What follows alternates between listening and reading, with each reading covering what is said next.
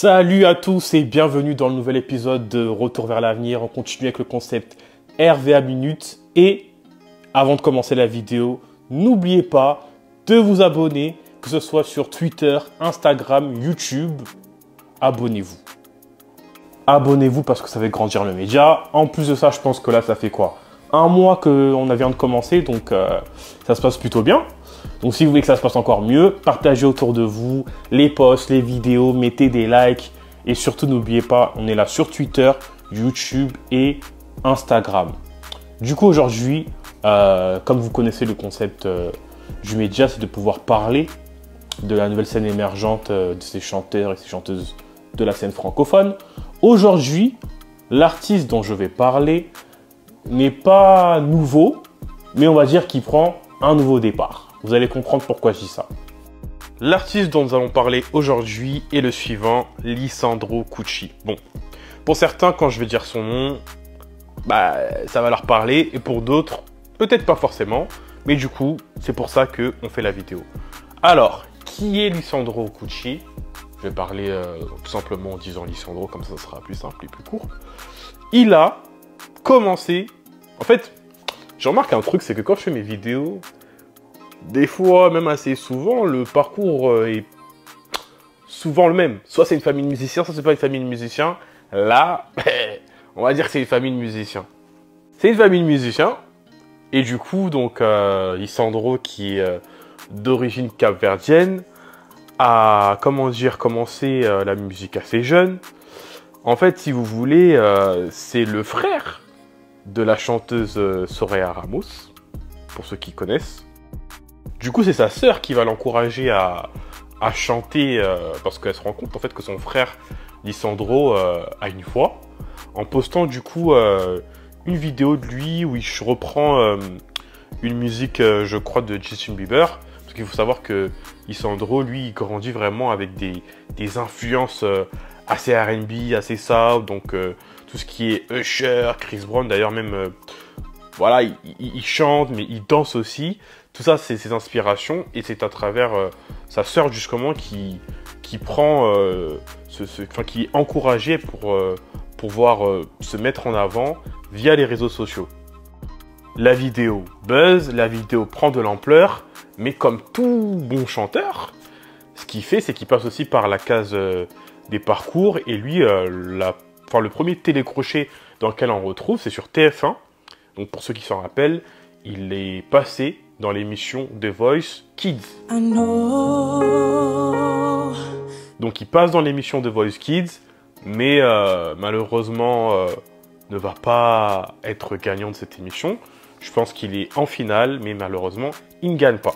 Du coup, ce qui se passe, c'est que quelques années après, il revient dans l'émission.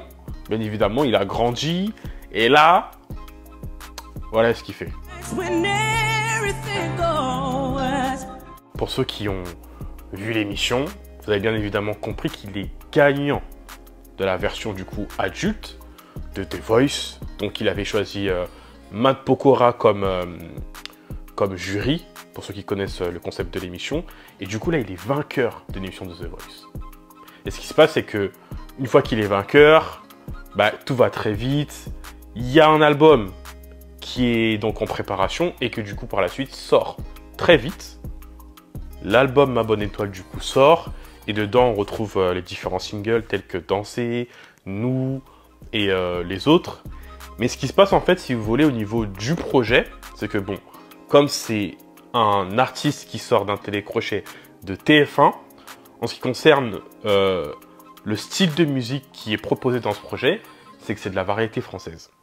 C'est de la variété française, et que, si vous voulez, pour faire court, Lisandro se retrouve dans une situation où il va quitter le label dans lequel il est, il va quitter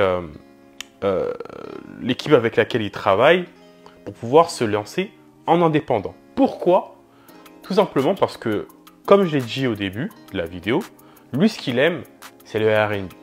Lui ce qu'il aime, c'est ces influences-là. Les Usher, les Chris Brown, tous ces artistes dont je vous ai cités. Et en fait, la circonstance dans laquelle il se trouve quand il fait ce premier album, c'est que c'est pas vraiment son identité en fait, si vous voulez. Son cas me rappelle un peu celui de Isolde qui avait participé à la Nouvelle Star, qui justement, elle, était dans une situation où, voilà, elle était arrivée en finale. Une fois qu'elle est sortie de finale, on lui a fait un album en 2 semaines. Mais au final, avec le temps, elle s'est rendue compte que cet album-là, c'était un album variété qui avait été conçu pour, voilà, plaire au public français.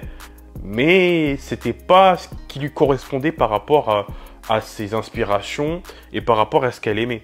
Et du coup, je trouve que par rapport à Lisandro, c'est la même chose.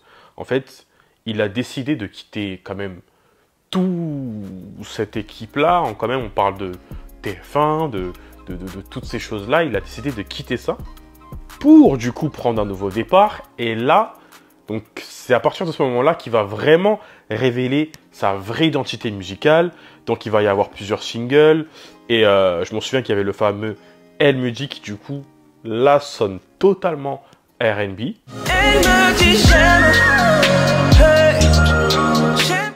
Il y a le fameux son Bye remix qui va reprendre avec sa sœur, qui avait aussi très bien marché.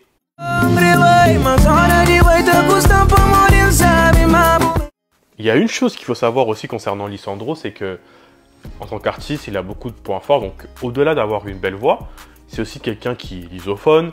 Donc, il va non seulement chanter en français, chanter en portugais, chanter en anglais, mais à travers chaque langue qu'il va interpréter, en fait, sa voix va toujours rester correcte, en fait. Parce qu'il faut savoir que on peut avoir une belle voix, mais en fonction de la langue qu'on va interpréter, il peut avoir cet accent et tout. Mais moi, personnellement, je trouve qu'avec lui, vraiment, on ne le ressent pas vraiment. Et pour moi, ça, c'est une qualité, en fait, qu'il a. Donc, les capacités qu'il va avoir concernant le fait de pouvoir maîtriser plusieurs langues, c'est ce qu'il va appliquer pour pouvoir sortir le single, justement, Karma, qui est disponible, qui fera en plusieurs versions.